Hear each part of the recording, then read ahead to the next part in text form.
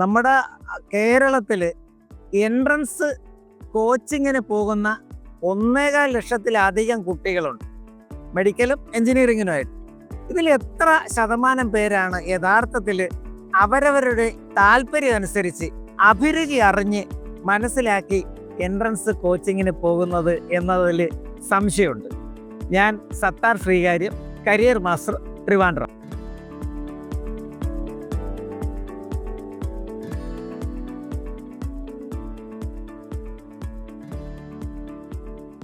സ്കൂളിൽ പഠിക്കുമ്പോൾ തന്നെ, പ്രത്യേകിച്ച് 9-10 ക്ലാസ്സിൽ തന്നെ ഈ കുട്ടികളുടെ അഭിരുചി നിർണയം നടത്തി കഴിഞ്ഞാൽ, അവരുടെ ആപ്റ്റിറ്റ്യൂഡ്, ശരിക്കുള്ള ആപ്റ്റിറ്റ്യൂഡ്സ് മനസ്സിലാക്കി കഴിഞ്ഞാൽ നമുക്ക് ഈ ഏത് എൻട്രൻസിന് പോകണമെന്ന് ഫോക്കസ് ചെയ്യാം.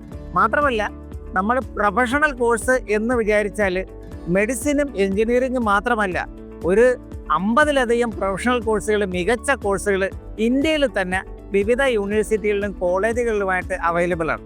അപ്പോൾ കുട്ടികളുടെ ആപ്റ്റിറ്റ്യൂഡ് അനുസരിച്ച് കഴിഞ്ഞാൽ നമുക്ക് ഏതെല്ലാം മേഖലയിൽ പോകാമെന്ന് വ്യക്തമാക്കി അവരെ വളരെ സന്തോഷപരമായിട്ട്, അവർക്ക് സ്ട്രെസ് ഇല്ലാതെ പഠിപ്പിക്കാനും നമുക്ക് അവരെ മികച്ച ജോലിയിലേക്ക് എത്തിക്കാനും കഴിയും. അതിനുള്ള ഒരു പ്രധാനപ്പെട്ട ഒരു ഗ്ലോബൽ ടൂളാണ്. ഒരുപാട് ആപ്റ്റിറ്റ്യൂഡ് ടെസ്റ്റുകളുണ്ട്. അതിൽ ഒരു ടൂളാണ് മൾട്ടിപ്പിൾ ഇൻ്റലിജൻസസ് അസസ്മെൻറ്റ്. ഈ അസസ്മെൻറ്റ് ഒരു സൈക്കോമെട്രിക് ടെസ്റ്റാണ്. ഇത് പ്രകാരം 9 തരം ഇൻ്റലിജൻസ്, കുട്ടികളുടെ ഇൻ്റലിജൻസസ് കൃത്യമായിട്ട് നമുക്ക് മനസ്സിലാക്കാൻ കഴിയും. അത് സ്കൂളിലെ ചെയ്താൽ വളരെ നല്ലതാണ്, +1 +2 ചെയ്യാം. അപ്പോൾ എങ്ങോട്ട് പോകണമെന്നറിയാം. കുട്ടികളെ ആവശ്യമില്ലാത്ത സ്ട്രെസ്സ് കൊടുത്ത്, അവർക്ക് ആങ്സൈറ്റി കൊടുത്ത്, അവരുടെ ചിലപ്പോൾ ഈ റിപ്പീറ്റ് ചെയ്യുമ്പോഴൊക്കെ തന്നെ കുട്ടികളുടെ ആദ്യം കിട്ടിയ റാങ്കിനേക്കാളും താഴെ വരുന്നത് പലപ്പോഴും പ്രയാസമായതുകൊണ്ട് മാത്രമല്ല, പരീക്ഷ പ്രയാസമായത് മാത്രമല്ല, അവരുടെ ആങ്സൈറ്റിയും സ്ട്രെസ്സും എല്ലാം തന്നെ എൻട്രൻസിനെ ബാധിക്കും. അപ്പോൾ അത് നമുക്ക് ഒഴിവാക്കാം, ഒരു അളവോളം നമുക്ക് തീർച്ചയായിട്ടും ഒഴിവാക്കാം. മാത്രമല്ല, ഒരുപാട് കോഴ്സുകളുണ്ട്. അപ്ലൈഡ് ബയോസയൻസിൻ്റെ ഒരുപാട് കോഴ്സുണ്ട്. Plant biotechnology, animal biotechnology, genetics, genomics എന്നുള്ള പേരിൽ MSc കോഴ്സ് തന്നെ എപ്പോഴും ഉണ്ട്. വൈറോളജിസ്റ്റ് ആകാം, ഇമ്മ്യൂണോളജിസ്റ്റ് ആകാം, ഡിസീസ് ബയോളജിസ്റ്റ് ആകാം, സെൽ ബയോളജിസ്റ്റ് ആകാം, DNA പ്രൊഫൈലിംഗ് പഠിക്കാം.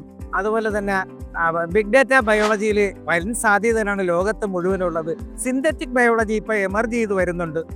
അപ്പം അപ്ലൈഡ് സൈക്കോളജി പഠിക്കാം. ഇപ്പം ഇങ്ങനെ ഒരുപാട് മേഖലകൾ സയൻസിൽ തന്നെയുണ്ട്. എഞ്ചിനീയറിങ്ങിൽ ബിടെക് തന്നെ വേണമെന്നില്ല, ഒരു നല്ല ഡാറ്റ സയൻസ് മേഖലയിൽ മികച്ച ഒരു പ്രൊഫഷണൽ ആവാനായിട്ട് ഒരു BCA ഡാറ്റ സയൻസ് പഠിക്കാം, BSc കമ്പ്യൂട്ടർ സയൻസ് പഠിക്കാം. അപ്പം അങ്ങനെ ഒരുപാട് മേഖലയുണ്ട്. ലാംഗ്വേജിലും മാനേജ്മെൻറ്റിലും BBAയിലും ടൂറിസത്തിലും അതുപോലെ തന്നെ ഒക്കെ തന്നെ ധാരാളം, ഫിസിക്സിലും കെമിസ്ട്രിയിലും ഒക്കെ തന്നെ ധാരാളം കരിയർ സാധ്യതകൾ പ്രൊഫഷണലായിട്ട് തന്നെ പഠിച്ച് നേടാൻ കഴിയും. അതപ്പോൾ അതിന് ഏറ്റവും പറ്റിയ ടൂള്, ഏറ്റവും അവരുടെ അഭിരുചി നമ്മൾ നിർണ്ണയിക്കുന്നതാണ്.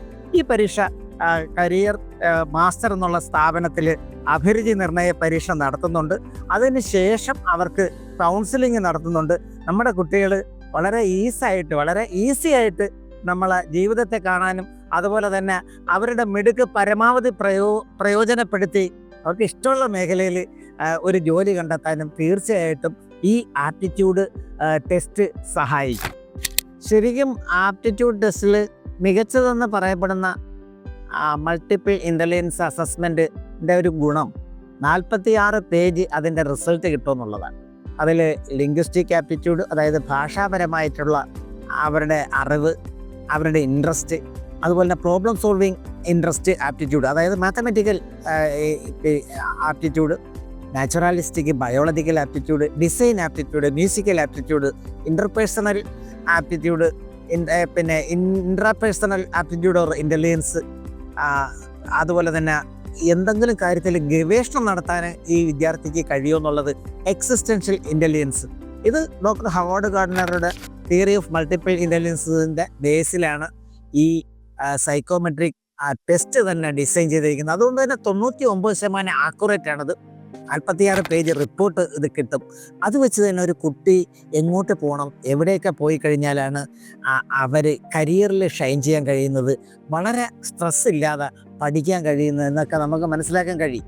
ഒരു ചെറിയൊരു കാര്യമല്ല അഭിരുചി പരീക്ഷ. അഭിരുചി നിർണയം നടത്തി തന്നെ നിങ്ങൾ നിങ്ങളുടെ കുട്ടിയെ പിന്നെ ഒരു കരിയറിലേക്ക് എത്തിക്കാൻ ശ്രമിച്ചു കഴിഞ്ഞാൽ ഉറപ്പായിട്ടും സന്തോഷകരമായിട്ട് പഠിക്കും. പിന്നെ എവിടെ പഠിക്കണം എന്നുള്ള പ്രധാനമാണ്. അത് ഞങ്ങൾ പറഞ്ഞു കൊടുക്കാറുണ്ട് കുട്ടികൾക്ക്. എവിടെ പഠിക്കണം, എവിടെയെല്ലാം പഠിക്കണം, അബ്രോഡ് പോകണമെങ്കിൽ ഏതൊക്കെ രാജ്യങ്ങളാണ്, ഏതൊക്കെ യൂണിവേഴ്സിറ്റീസാണ്, ഇന്ത്യയിലാണെങ്കിൽ ഏതൊക്കെ യൂണിവേഴ്സിറ്റീസാണ്, ഏതൊക്കെ നാഷണൽ ഇൻസ്റ്റിറ്റ്യൂട്ട് ഉണ്ട്, സെൻട്രൽ യൂണിവേഴ്സിറ്റി, CUET വഴി എവിടെയെല്ലാം പോകാം, ഇതെല്ലാം നമ്മൾ തീർച്ചയായിട്ടും പറഞ്ഞു കൊടുക്കും. പക്ഷേ അഭിരുചി നിർണയ പരീക്ഷ വളരെ നിർണായകമാണ് ഓരോ കുട്ടിക്കും എന്നത് നമ്മൾ തിരിച്ചറിയണം. അവരെ പിന്നെ കഴിവുണ്ടെങ്കിൽ അവർക്ക് എവിടെയും പോകാം. റിപ്പീറ്റ് ചെയ്യുന്നതുകൊണ്ടോ വീണ്ടും റിപ്പീറ്റ് ചെയ്യുന്നതുകൊണ്ടോ ഒന്നും ഒരു കുഴപ്പമില്ല. പക്ഷേ അതൊരിക്കലും നമ്മൾ കമ്പൽ ചെയ്ത് പാരൻസിന് വേണ്ടി കുട്ടിയെ നമ്മൾ അവർക്ക് ഇഷ്ടമില്ലാത്ത ഒരു എൻട്രൻസിലോട്ട് തള്ളിവിടരുത്. അവരുടെ കൗമാരം ചിലപ്പോൾ നശിച്ചു പോവും, യൗവനം അതുകൊണ്ട് നശിക്കും. അതുകൊണ്ട് നമ്മൾ ഓരോ കുട്ടി, ആൺകുട്ടിയും പെൺകുട്ടിയൊക്കെ തന്നെ നമ്മുടെ രാജ്യത്തിന് ഒരു അസറ്റാണ്. അവർ ലോകത്തിന് തന്നെ അസറ്റാകേണ്ടതുണ്ട്. അതുകൊണ്ട് തന്നെയാണ് ഈ അഭിരുചി നിർണയ പരീക്ഷ നിർണായകമാകുന്നത്. ഞങ്ങളത് നടത്തുന്നുണ്ട്. കരിയർ മാസ്റ്ററിൽ വന്നു കഴിഞ്ഞാൽ ഞങ്ങൾ തീർച്ചയായിട്ടും ഈ ടെസ്റ്റ് ഓൺലൈനായിട്ട് നടത്തുന്നുണ്ട്, നേരിട്ടും നടത്തുന്നുണ്ട്, അതിനുശേഷം പോസ്റ്റ് കൗൺസിലിംഗ് നടത്തുന്നുണ്ട്. നിങ്ങൾക്ക് അതിൻ്റെ ഗുണം തീർച്ചയായിട്ടും തിരിച്ചറിയും. ഈ വീഡിയോ നിങ്ങൾക്ക് ഉപകാരപ്പെട്ടെന്ന് തോന്നുന്നെങ്കിൽ തീർച്ചയായിട്ടും ഇത് സബ്സ്ക്രൈബ് ചെയ്യണം, ഇത് ലൈക്ക് ചെയ്യണം. അതുപോലെ തന്നെ നിങ്ങളുടെ പ്രിയപ്പെട്ടവർക്ക് വേണ്ടി ഇത് ഷെയർ ചെയ്യാനും മറക്കരുത്. Thank you.